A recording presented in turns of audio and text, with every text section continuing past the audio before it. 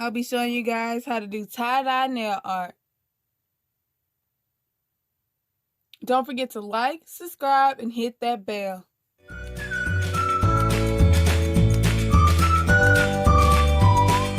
You're going to start by painting your nails white.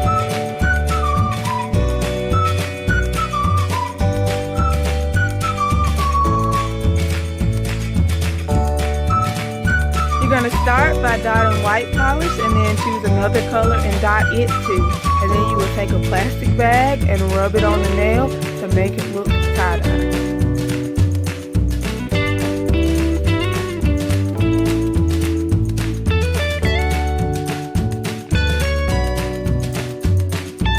You will do the same for this one. Take the white polish and dot it, and take whatever color polish you want and dot it too, and take the bag and do the same thing to get the tie-dye look.